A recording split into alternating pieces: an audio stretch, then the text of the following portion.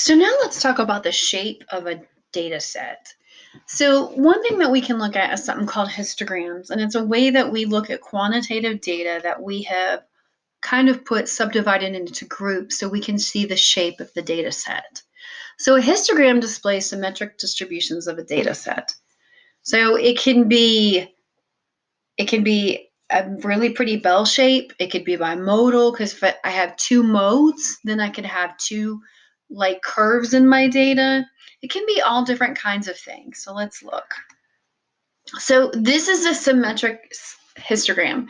And when I talk about the bell-shaped curve, this is kind of a bell-shaped curve. I know it's hard to imagine, but what it means is if I put a line here through the middle of this side over here would be the mirror image of this side over here. So we can do a lot with the symmetric histogram, and we'll keep going with that as we keep going in the class when we talk about normality. This is also called the normal distribution, bell-shaped, things like that you hear about. Okay, so skew to the left. So say I have this data set. I have 4, 5, 6, 6, 6, 7, 7, 7, 7, and 8. It's not symmetric. The right-hand side seems more chopped off compared to the left hand. So you're looking at this data set going, well, how would I know this? How would I know what it looks like? All right, so another way I can do this is my mean is 6.3, my median is 6.5, and my mode is 7.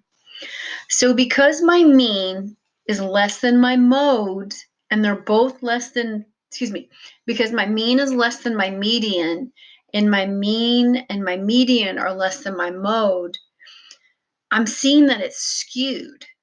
Okay, if it's not skewed, if it was symmetric, my mean and my median and my mode would all be the same, around the same number. Okay, but because my mean and my median are different, this is what my graph looks like. Again, here's 7. Remember, that was my mode. And my mean and my median are somewhere right here. Okay, remember how we calculated mean, that it was the average of all the numbers, and the median was the middle number. So something is skewing this data set. This is called skewed to the left, because the way I think about it is the smaller, less amount that's going out further is on the left-hand side of the data, and most of the data is on the right-hand side. So it's skewed to the left, right? We can also have skewed to the right. So look at the data 6, 7, 7, 7, 7, 8, 8, 8, 9, and 10. Okay, it's not symmetric. It's skewed to the right. Because for this data set, my mean is 7.7, my median is 7.5, and my mode is 7. All right. For these three statistics, my mean is the largest one. Then it goes median, and then it goes mode. Okay, so this is kind of opposite than what we saw before, because my mean is the greatest number, median is next to it, and then the mode. So we call this skewed to the right. If you look here, it's almost the polar opposite of what we just had.